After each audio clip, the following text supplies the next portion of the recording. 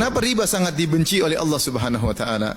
Fa'dzanu biharbi minallahi wa rasulih. Siapa yang makan riba maka umumkan peperangan kepada Allah dan Rasulnya. Tidak ada dosa yang diancam dengan peperangan seperti dosa riba. Karena dosa riba ini menghilangkan kepekaan dan kepedulian sifat sosial dari seseorang. Sifat sosial jadi hilang. Kita tahu bahwasanya dalam muamalah ada dua model muamalah. Pertama muamalah cari untung, jual beli. Yang kedua muamalah sosial, yaitu menolong. Dan di antara muamalah sosial misalnya sedekah. Kemudian di antaranya memberi hutangan. Yang tujuannya adalah tidak mencari keuntungan tapi bersifat sosial. Nah, kalau kita kasih hutangan, kita jangan minta untung. Kapan kita melakukan suatu ibadah yang mulia, memberi hutangan kepada orang, terus kita ambil untung, ini sangat dibenci oleh Allah Subhanahu wa taala. Karena muamalah tersebut, muamalah yang mulia kemudian tercoreng gara-gara seorang minta untung di balik muamalah tersebut. Makanya ada pembahasan beri syafaat, hukum beri syafaat. Orang syafaat, misalnya ada orang mau kerja, saya telepon sama teman, tolong bantu teman saya kerja. Setelah itu orang ini diterima kerja, kemudian dikasih uang sama kita, jangan terima. Karena kita sudah berbuat baik dengan memberi syafaat. Kita nggak ada kerjaan apa-apa, cuma telepon doang, tolong bantu dia. Ini namanya kita kasih syafaat agar dia diterima kerja. Setelah itu dia kasih kita uang, jangan terima. Karena dia kasih kita uang gara-gara syafaat tersebut. Karena akan mencoreng amal soleh yang sudah kita kerjakan. Maka ini syariat sangat benci. Kemudian dengan adanya riba, menghilangkan kepekaan sosial. Coba yang jadi korban riba rata-rata banyak orang miskin-miskin. Pinjol-pinjol, itu orang miskin rata-rata. Seharusnya yang dibantu malah dikeruk karena kebodohan mereka, diiming-iming sehingga ada yang bunuh diri di antara mereka. Rumah tangga hancur, macam-macam akibatnya. Rata-rata orang miskin yang susah. Kasihan. Yang seharusnya ditolong malah dihabisin. Sehingga benar loh orang yang makan riba dibangkitkan seperti orang kerasukan jin. Dia nggak punya otak lagi. Ini orang harus dibantu, dia malah ngabisin kesempatan, ngabisin. Banyak kan yang korban orang-orang miskin-miskin. Yang harusnya ditolong malah dihabisin. Oleh karenanya riba hukumnya haram secara mutlak, dan tentu pembahasan panjang tentang masalah riba, tapi intinya mutlak. Apakah untungnya berlipat ganda atau tidak, selama dia adalah bunga maka hukumnya haram.